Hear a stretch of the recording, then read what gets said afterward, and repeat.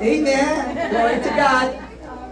Let's read our text. It's a little bit lengthy on 2 Kings chapter 4 verses 1 to 7. Okay? Yeah. Chapter 4 verses 1 to 7. There you go.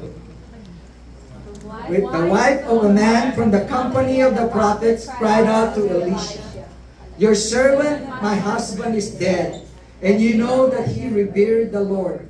But now his creditor is coming to take my 2 boys as his slaves."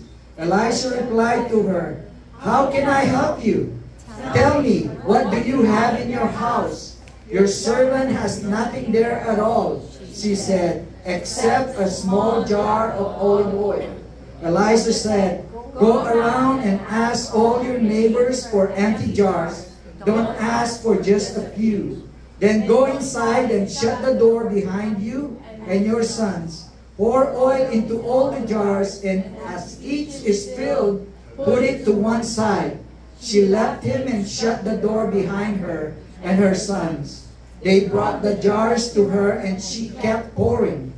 When all the jars were full, she said to her son, "Bring me another one." But he replied, "There is not a jar left." Then the oil stopped flowing. She went and told the man of God, and he said, "Go sell the oil and pay your debts. You and your son can live on what is left." Thank you, Lord God. Thank you, Lord, for your living words, oh God, that can help, oh Lord God, our lives. As we, oh Lord, start this new year, Lord God, we just thank you for your word that will penetrate each and every heart. Give us a revelation that only comes from you, that we may know you, Lord God, and your desire for us to overflow with your Spirit, oh Lord God, in our lives. This morning, oh Lord, I ask for your special anointing to each and every one of us. Cover us, oh Lord God, with the most precious blood of your Son, Jesus Christ, that we may only hear what the Spirit would like us to hear. That we will get a revelation that only comes straight, oh Lord God, from your throne of grace in heaven, that we may recognize that it is you, oh Lord God, who moves in our life. It is you, oh Lord God, who guides us and directs us in our step.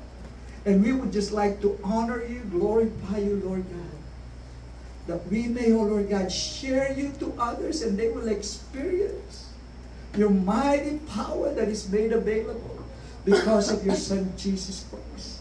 We honor you and we thank you. Hide me behind the cross that I may, oh Lord God, that I may decrease and you will increase in our presence this morning. We thank you for your Spirit. In your beautiful name and powerful name, Jesus, we pray. Everyone say, Amen. Amen. You may be seated in the presence of the Lord. You know, as we look to the new year, you know, we may try to gain a sense of control over the unknown, you know, by making commitments, doing our planning, making goals, setting, you know, resolution. But most of us realize that the future really lies outside of our control. Amen? No matter what else happens the next 12 months, let me tell you, I know it was mentioned here earlier this morning, as I thank God and worshiping Him earlier, that trust God. Amen. Trust God for what lies ahead. That's right. Because God is already there. God sees everything that will happen, and He is watching over you. Tell that to your neighbor. God is watching over you. God is watching over you. God is watching over you. He even knows the number of your hairs in your head, because God is watching over you. So God encourages us to call on Him as we face this new year and to anticipate what He will do. Trust the Lord. Amen? Amen. Jeremiah 33 verse 3 says, "Call to me, and I will answer you, and I will tell you great and unsearchable things you do not know." Like I said earlier, we do not know what the future holds. but God will reveal it to us as we call on Him. So, call on God because God is faithful. Amen? Amen. Be encouraged that He goes before you and His hand is lovingly directing your course. We do not know what the future holds, but we know who holds the future. Right now, we still live in this fallen world where things break down and sometimes nothing works, right? Nothing works quite right. But given that limitation, we have the confidence that God will supply all that we need in order to accomplish what He wills and purpose in our life this 2025. Amen? Amen. We can do it. Tell that to your neighbor. We can do it. We can do it. Glory to His name. We can do it. Amen. Because no one can say with certainty what the new year will bring. None of us. But that thought should not alarm us in any way. The two most important words that is in the Word of God, I think it was on shirt, it was on wall caps, on something, is the word fear not. Tell that to your neighbor. Fear not. Fear not. I know things will get worse, but God's word for you, fear not. You may, get sick. God's word for you, fear not. Amen. You may lose your job, but God says, fear not. You may struggle, in your workplace, in your school, in your studies. God's word, fear not. We may run out of money this year, but the word for us, fear not. We may have plans already written and all that, but it may not come to pass. But the word for you, fear not. Any of those things might happen to us. Indeed, some of those are bound to happen, eventually. But the word of the Lord remains. Fear not. Amen. I made that so bold. It's in military stencil. The Lord is with us. Amen. Yesterday, today, and forevermore. He will be with us tomorrow. We of all people should be optimistic, right? We should be optimistic because regardless of our expectation, regardless of those resolutions, regardless of your commitments that you would like to accomplish this year, we need an outlook on this coming year that has a heavenly perspective. Amen. God is good. All the time. All the time, God is good. That's not just a cliche statement. That is a true statement. Amen. Don't you just love when you hear the word R-E, like we will be revived, we will have resolution. R-E means again, right? You can do it again. Earlier was mentioned if we failed, if we were disappointed, if there is something that happened that is not what we would like, we mess up, we failed. There's always hope. Amen. This year. So if you truly repent of your ways and seek God's help, He will always give what you need. Because God is a God of many chances. Tell that to your neighbor. Our God is a God of many chances. You can restart. Amen. You can do it again. This year, God wants us to experience an overflowing favor and blessing from Him. Amen. God wants you to experience His overflowing blessings and favor. Amen. John 10:10 tells us, the thief comes only to steal and kill and destroy. But who said this? I have come that they may have life and have it more abundantly. The Lord Jesus said that, head it to the pool. You know, pool life is something more meaningful than having all the material wealth that you need. Pool life is not about wealth and prosperity. It begins with your eternal assurance that you are saved. Amen? Because the penalty of our sin is hell. The penalty of sin is hell, but the gift of God is salvation to those who will believe. An abundant life is primarily having a guarantee of a mansion in heaven. Amen. The abundant life means gaining a heavenly perspective. Like what was shared in our devotion earlier.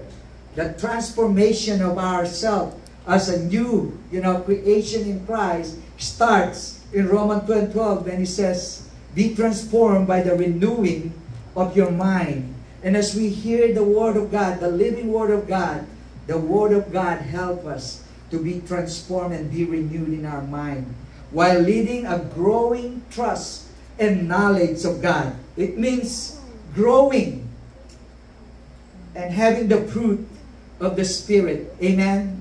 God wants you to overflow with the fruit of the Spirit. Do you know those 9 fruits of the Spirit? With love, joy, peace, patience, kindness, goodness, faithfulness, gentleness, self-control, and more so, God wants them to overflow into our lives. Amen? So that people would know that we belong to Jesus. They would know that we belong to Jesus, and we truly bring the good news of an everlasting life and spiritual abundance. There are so many biblical references about overflow, but the most, probably familiar to you guys were in Psalm 23, verse 5, when it says, He prepared a table for me in the presence of my enemy, right? And my cup runneth over. God wants your cups to run over. He gives us complete joy, abounding grace, and make our love grow more and more to Him. He wants it to overflow. That's what Jesus wants for us this 2025. Tell that to your neighbor. God wants you to overflow. God wants you to overflow. John chapter 7 verse 38 tells us, whoever believes in me, as the scripture has said, rivers of living water will flow from within him. But a lot of you will say, I'm not overflowing. I don't feel the rivers of living water flowing inside of me. How do I get to this overflow? How will I be able to overflow this 2025? What step will I take so that I will not just be, trickling down, but God's grace and abundance overflows in me? So we got 3 prayers that we need to pray. The first one is, empty me. Lord, empty me. For God to overflow, in you, tell the Lord, empty me. Empty me of the things of this world. The best way to empty yourself is to humble before the Lord. Right? You need to humble before God. Because a lot of us are full of ourselves. Yes. We cannot empty ourselves if we are, relying on so many things. We're, so confident about all things. When you humble before God, you remove all your pride. You are being emptied of yourself. The widow cries out to Prophet Elisha that she is empty, helpless, and needed God's help. When trouble comes, the first thing you should do is run to God. I know a lot of people, earlier Sister Lisa mentioned that millions of books were written in regard to self-help. We cannot help ourselves. We need the help of God. Amen. God loves you and always has plenty guidance and direction to give you. And He wants to give you a way out. In Psalm 50 verse 15 He says, "And call on me in the day of trouble, and I will deliver you, and you will honor me." In 2 Kings, in our text, Elisha replied to her, "How can I help you? Tell me, what do you have in your house?" "Your servant has nothing there at all," she said, "except a small jar of olive oil." Elisha asked the widow, and God is asking you as well, these two questions. How can I help you? And what do you have in your house? The widow admitted that she had nothing except that little oil. That little oil. You know, as we studied oil in the Bible, we know that it is a symbol of the Holy Spirit. When you have nothing but God, God is more than enough. When you have nothing but God, God is more than enough. How little you have doesn't matter, because the Word of God tells us, even if your faith is as little as the mustard seed, you can tell to the mountain, "Move," and it will move. The only thing that matters is that you completely humble yourself before the Lord. You have God, and God wants to use you. Whatever present, in your house, that's what God will use. You may be wondering if you're trying to inventory what you have in your house. James 5 telling us that in regards to this rich oppressor in James 5, the Lord says, "Your silver and gold will testify against you." You cannot empty yourself if you have 7 PlayStation in your house. Because you will not have time to meet with God. You cannot empty yourself if you have so much toys that just occupy all your spare time. What do you have in your house that is preventing you? Or what do you have? What you've been thinking that's preventing you from emptying yourself before the Lord so that He can fill you? Matthew 6:19-20 tells us, "Do not lay up for yourselves treasures on earth where moth and rust destroy, and where thieves break in and steal. But lay up for yourself treasures in heaven where neither moth nor rust destroy, and where thieves do not break in and steal. For where your treasure is, there will your heart be also." I know so many of us have a bucket list. When we were having our Christmas party last time, we had so much gifts. We were so excited and happy. But those presents, those gifts, the joy that they bring only lasts for a few moments. Now, they're probably somewhere stored away. So, James 5 tells us, "Your gold and silver will testify against you before the Lord." When we are empty, God gives us grace to move on. The vessels the Lord desires are empty vessels. The empty vessels. The emptier we are, the more we can be filled with God. As long as there's something, empty to be filled in the widow's home, the oil, which is a symbol of the Holy Spirit, didn't stop flowing. So it is with us. God seeks to use vessels fit for His use. So long as He can find yourself empty, God wants to fill you. He can flow through you. Elisha told her to go and gather jars from all her neighbors, and then to make a little oil that she has and pour it into the vessel that she had collected. As long as she had empty vessels to use, the oil would continue to flow. That's why you need to pray every day and say, Lord, empty me with the things of this world. Empty me, Lord God, with something that bothers me aside from you. Help me, Lord God, not just to concentrate, because you're all I need. You're all I need, Lord Jesus. As long as the Lord has empty vessel who is totally surrendered to Him, He will pour out His Spirit. For He gives His Spirit without limit. That's what John chapter 3 verse 34 tells us. God gives His Spirit without limit. God's Spirit is unlimited.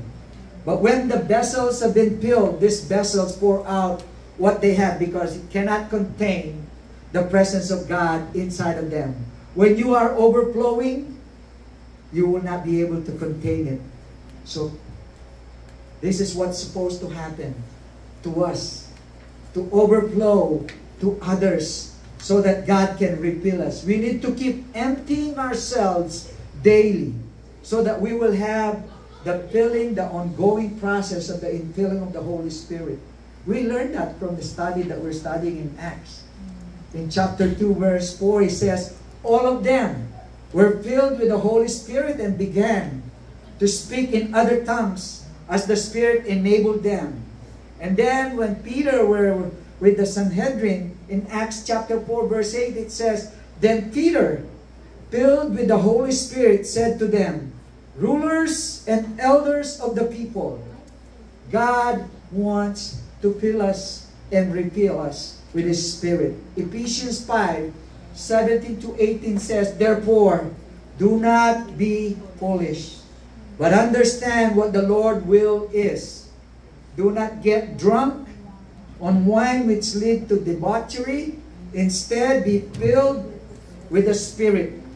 The word used there, be filled, in Greek, referred to a ongoing filling, which, continuing. That's why daily, the Word of God, or the Lord Jesus teaches disciples to pray daily, right? Give us this day. Every day, we need to ask for the infilling of the Holy Spirit. In order to be empty enough, you cannot be filled nothing except by the Holy Spirit. You need to have nothing in your heart and in your mind. Don't worry about what you will cook when you're on your time alone with God. Don't worry about, the things of this world. But focus on Him and empty yourself. Empty yourself so that God can, fill you up. Being drunk with wine dulls you towards the cares of this world. Being filled or consumed with the other things will dull us our ability to be filled by the Spirit of God. Because the Holy Spirit is like a fuel. It's just like when you run out of gas on your vehicle. You need to what? You need to gas up. You need to fill up. You need to gas up so that you will be able to use your vehicle. Likewise, God is looking for vessels who are empty enough so that He can be filled with the purpose and the will of God. So that you will always be in the center of God's will. God doesn't look for, Bible scholars or well-trained people before He can use them. Because God's eyes is looking up to and fro so that He can strengthen you. Those who are weak in God, the strength of the Lord will manifest. I am poor, but in the Lord I am rich. I am weak in my body, but in Christ I have the strength from Him. Psalm 15 verse 2 tells us, the one whose walk is blameless, who does what is righteous, who speak the truth from their heart. That's what God needs from us. We tend to look at those very promising people that God will use, but God is using an empty vessel. He would like to use empty vessels. We need to empty ourselves of ourselves, because the cares of this world, the things of this world will draw us further from God, further from the presence of God. There is a difference between being filled and being fulfilled. Sometimes, you know, a lot of people, they said, oh, shopping is my therapy. Right? So that they can be filled with their sadness and all the other things. But those things can fill you. Clothes, things, gadgets. But only God can fulfill you. God only can fulfill us. The infilling of the Holy Spirit is continuous. We are being continually filled with the Holy Spirit. It's not just a one-time thing. You know, salvation is one-time thing.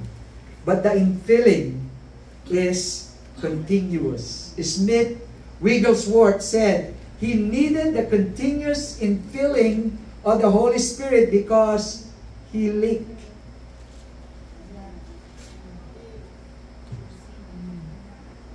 Tell your neighbor, so are you. We leak. So we need the continuous infilling of the Holy Spirit. Sometimes you may experience a desert experience. But you know why the Israelites spent 40 years in the desert? Because of their grumbling. So if you experience an emptiness, do not grumble. Embrace it, because the empty we are, the more God wants to fill you. So let us do whatever it takes in our life to be an empty vessel, fit for refilling to be used by God, so that we will overflow. Amen? The next prayer point that I would like us to have is, clean me, Lord. The widow went to the neighbor and asked for those vessels. But those vessels need to be empty and be clean so that they can be usable. Likewise, you need to be cleansed so that you will be usable. When you humble yourself before the Lord, you can ask the Lord to say, Lord, cleanse me. Cleanse me. This prayer involves an acknowledgement of our sin. When you say to the Lord, Lord, cleanse me. Cleanse me of all unrighteousness. Cleanse me and make me clean. Like David prays in Psalm 139 verses 23 to 24 when he said, search me, O God, and know my heart. Test me and know my anxious thoughts. See if there is any offensive way in me, and lead me in the way everlasting. Only the Lord can cleanse us. And the only way we will be cleansed is if we repent. Be repentant. Sin keeps you from being filled because a holy God cannot get in, cannot commingle with sin. Repentance will restore our fellowship with God. It's not a one-time event, like I said, but it should be a daily practice that we draw near to God, and He will draw near to us. James 4:8 says, come near to God, and He will come near to you. Wash your hands, you sinners, and purify your hearts, you double-minded. Only God sees the hearts, and only you know your condition, the condition of your heart. So you cleanse your life through repentance by confessing your sins to God. You know what is the evidence of a truly repentant person? The genuine repentance is evidenced by the fruit of changed life.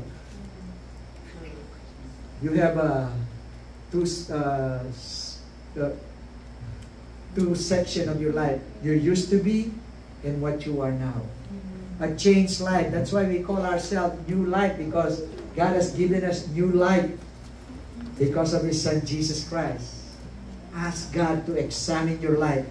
If you keep on doing the same way you were doing before, that means there is no change in you. Tell the Lord to examine your life. When you spend time with the Lord, God will help you to see your blind spot. It is God's desire to help you. But you need to be what? Willing to change. Because you can keep on praying about it. If you are not obeying, it don't mean anything. There is no transformation if there is no, evidence that you are praying that God change you and you keep on doing the same things over and over again. Without God's help, you will never be clean.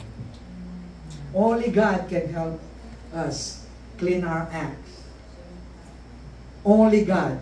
After David committed adultery with Bathsheba, he finally came to his senses when, Prophet Nathan,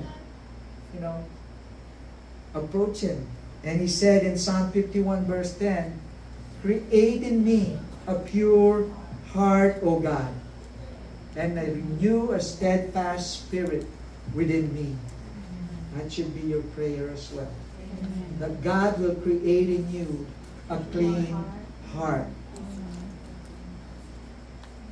That should be our prayer. God loves you too much to leave you the way you are. He's going to do whatever it takes to make you like His Son, Jesus Christ. And that sometimes includes what Jesus said in the gospel, right? If you want to follow me, right? Because it's so hard. It's so hard to follow the Lord. You need to carry His cross and follow Him. Sometimes He makes our life miserable because He wants us to be changed. He wants us to hunger for something better. As you look in the mirror, you will, are you satisfied with what you see? The answer is, I don't think so. Most of us will say, "Oh, I need to lose weight," or "I need to dye my hair." "I need to do this." So the first step for all of us, if you want a clean heart, ask for one. Simple and profound as that statement. Because those who ask shall receive. Those who seek will find. Those who knock, the door of heaven will be open to them. And if you're clean, God can fill you. Amen? Amen. That is our third point. God, fill me. Fill me, Lord. We cannot be satisfied or filled with temporal things. We must daily ask God to fill us with His presence, believing in Him, obeying and trusting Him with all our hearts. Depend on the power of God to work in your life. Elisha now gave the specific instruction to the widow. He said, "Pour oil from your little jar to the larger jar that you have, one by one, and as they get filled, the oil stopped running, flowing. All the vessels were filled to the brim. God's blessing overflowed until there were no more vessels to fill. The moment you and I stop surrendering to the Lord, that is the time that God will stop filling you. But if you recognize that daily you need to surrender your life to God, God will continue to fill you with His presence. God's supply will always meet the measure of your faith. Surrender in faith and believe His promises. Because God, gave up control of, He gave us what? Free will. He may be God, but He gave us free will to obey Him or not. Let God take over our life. An overflowing life is a total surrender to God. When you receive Jesus as your Savior, we know in the Word of God that tells us we are sealed with the Spirit of God, right? You have the Holy Spirit in you. But when you surrender all to God, the Holy Spirit take control of your life because you are totally surrendered to the Lord. He becomes the Lord Jesus, your Master and your Lord. Christ fill us according to your faith. After God's filling, the first thing we ought to do is what? Honor Him. Honor the Lord. use His blessing for the purpose He intended, to give glory and honor to God. The widow was told to sell the oil and pay her debt, and said, hey, leave up with the rest of the oil that you have. Your life will advertise the grace, the blessing, and the power of God. The way you live will indicate who is your master, who is your Lord, who you follow. Your life advertises the grace of God. To those who are lost around you, God does more than we can ask or imagine. Paul tells the Ephesians, he says in Ephesians chapter 3, verses 20 to 21, now to Him who is able to do immeasurably more than all we ask or imagine, according to His power that is at work within us. To Him be glory in the church and in Christ Jesus throughout all generation, forever and ever. God blesses us to overflowing, to be what? To be a blessing to others. Church is here so that we can what? Build up and encourage one another. Romans 15:13 tells us, may the God of hope fill you with all the joy and peace as you trust in Him, so that you may overflow with hope by the power of the Holy Spirit. Amen. Tell your neighbor, don't live empty. Don't live empty. Overflow with God. We overflow when we humble before the Lord. We repent of our sins and we surrender all to Him.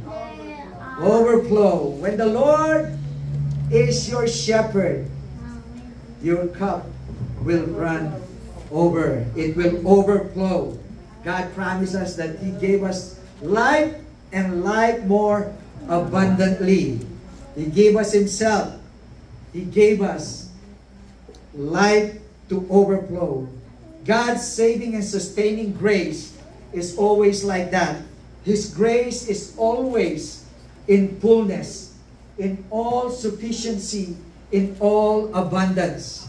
You know, when Jesus was in meeting this Samaritan woman in the Jacob's well on a hot day, one afternoon, he don't have anything to get water from the well.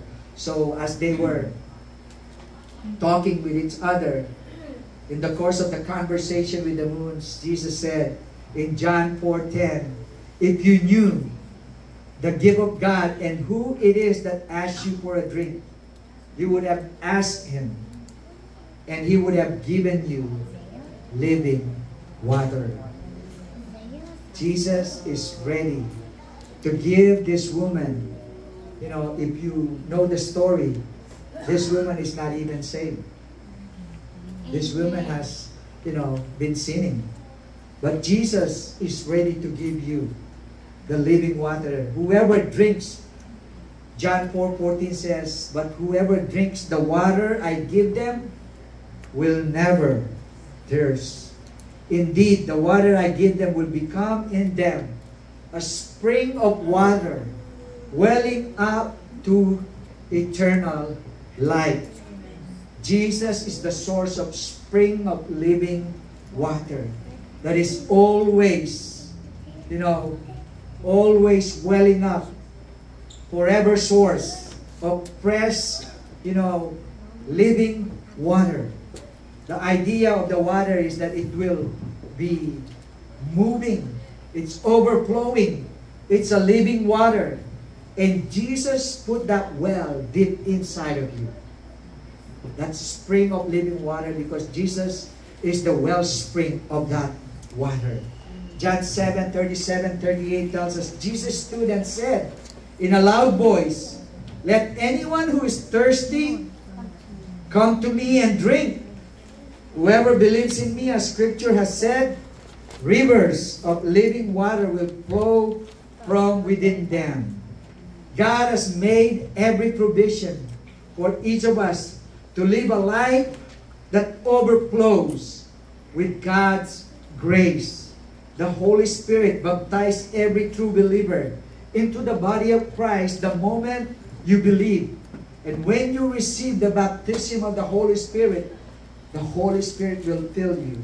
But that's just like I said earlier, it's not just a one-time infilling, because we need to be refilled with the presence of the Holy Spirit.